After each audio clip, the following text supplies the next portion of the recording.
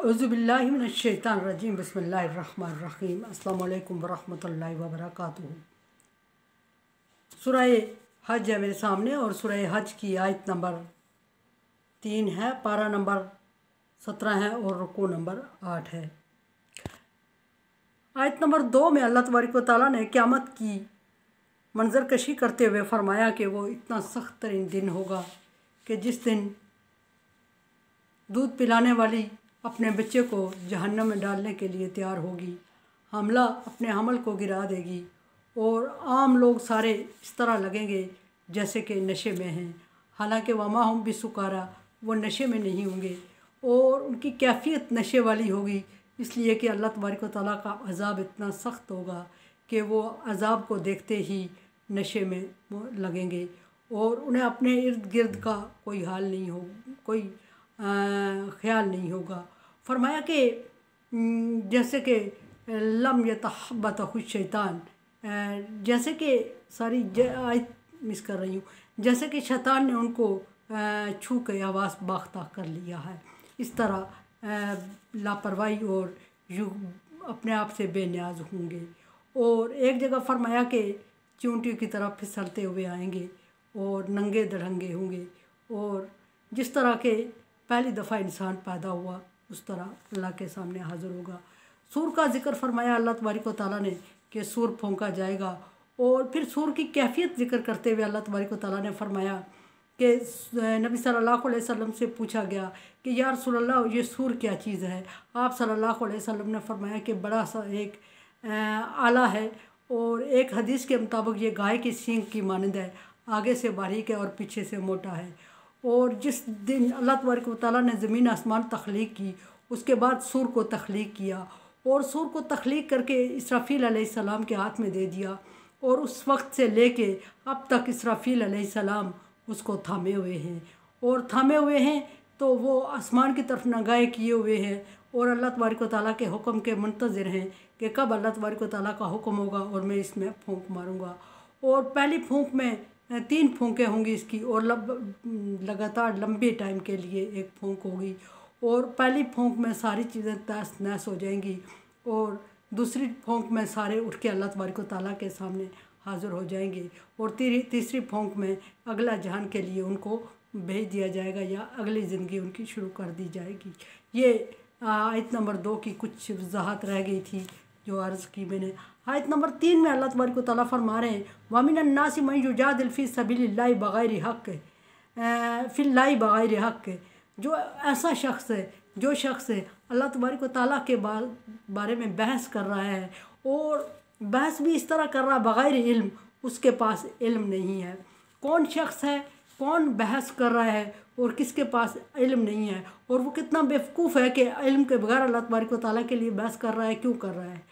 नज़र बिन हारिस के बारे में बताया जाता है कि ये आयत नाज़िल हुई और उसने मुसलमानों को ललकार के कहा कि आपका अल्लाह है कैसा, मुझे बताओ, सोने का है, तांबे का है, लोहे का है। तो उस पर अल्लाह तबारक व तआला ने उस पर इतनी बड़ी एक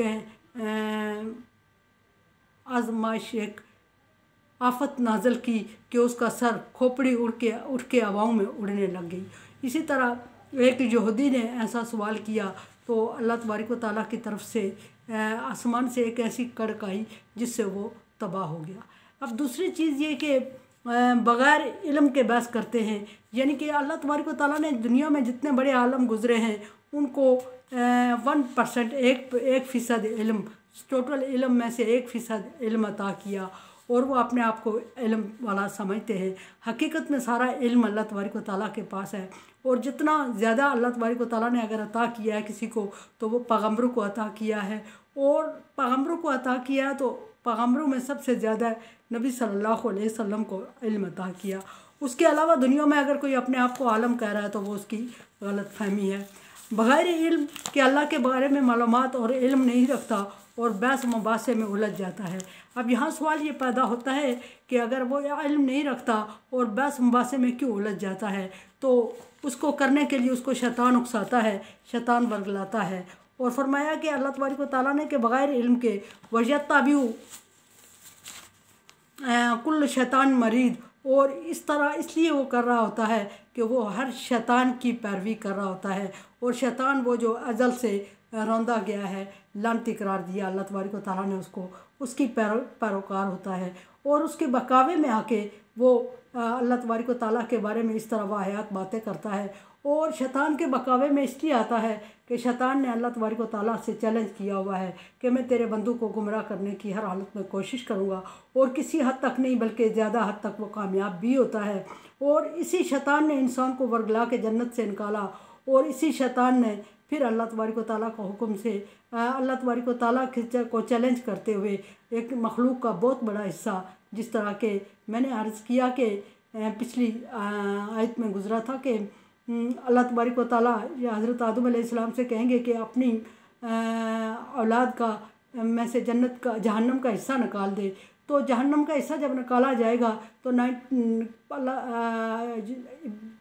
आदम अलैहिस्सलाम अर्ज़ करेंगे या अल्लाह कितना? तो अल्लाह तबारक व तआला फरमाएंगे 1000 में से 999। तो फिर सहाबा कराम परेशान हो गए कि फिर हम सारे गए। तो नबी सल्लल्लाहु अलैहि वसल्लम ने फरमाया कि ये ज़माना फ़तरा में पूरा होगा, ये पीछे बात गुजर चुकी है। फरमाया कि शैतान ने वर्गलाया और वर्गला के जहन्नम का ईंधन बना लिया और जहन्नम भर दिया इंसान जिन्नों और इंसानों से। और ये उन्हीं लोगों की बात हो रही है जो शैतान अल्लाह तबारक व तआला ने 1,24,000 कमोबेश पैगम्बर इनकी हदायत के लिए भेजे, लेकिन इन्होंने हदायत की पैरवी नहीं की, पैगम्बरों की पैरवी नहीं की, बल्कि शैतान की और जिन्नात की पैरवी करते हुए गुमराह होते गए और अल्लाह तबारक व तआला पर तरह तरह के सवाल करते गए। और इसके बदले में अल्लाह तबारक व तआला उन्हें जहन्नम में कुतिबा अलैहि अन्नहु मन तवल्लाहु,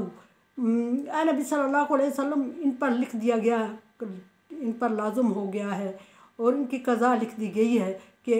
जो इनमें से फिरेगा, जो नबी की बात नहीं मानेगा, जो अल्लाह तबारक व तआला के अहकामात से फिरेगा, रूगर्दानी करेगा, फ़अन्नहु युज़िल्लुहु व यहदीही इला अज़ाब सईर, बेशक वो ऐसा जो अल्लाह तबारक व तआला के अहकामात से मुँह मोड़ेगा वो गुमराह हो चुका होगा। और वयादही, और जो गुमराह हो चुका होगा वो हदायत पाएगा, वो रास्ता पाएगा, वो उस रास्ते पे चलाया जाएगा। शैतान उसको गुमराह करता है और शैतान जिसको गुमराह करता है तो उसको उसकी तकदीर जहन्नम लिख दी गई है। फरमाया कि अन्नहु युज़िल्लुहु, शैतान ऐसा है कि वो उसको गुमराह कर देता है और जब गुमराह करता है तो फिर वो उसको रास्ता दिखा देता है, रास्ते पे चलाना शुरू कर देता है और वो इंसान गुमराह होके अंधा बहरा गूंगा होके शैतान के नक्शे कदम पर उसी रास्ते पे चलना शुरू कर देता है जिस रास्ते पे शैतान उसको चलाना शुरू करता है। और वो रास्ता कौन सा है और वो रास्ता कहाँ तक रहनुमाई करेगा इंसान की? फरमाया कि यहदी इला अज़ाब सईर, वो फिर इंसानों को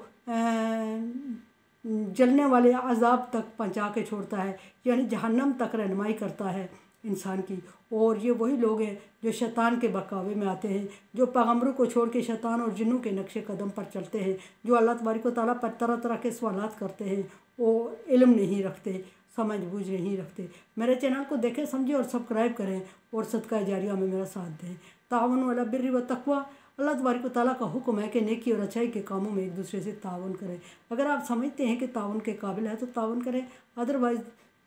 आपकी राय की मुंतज़िर मुमताज़।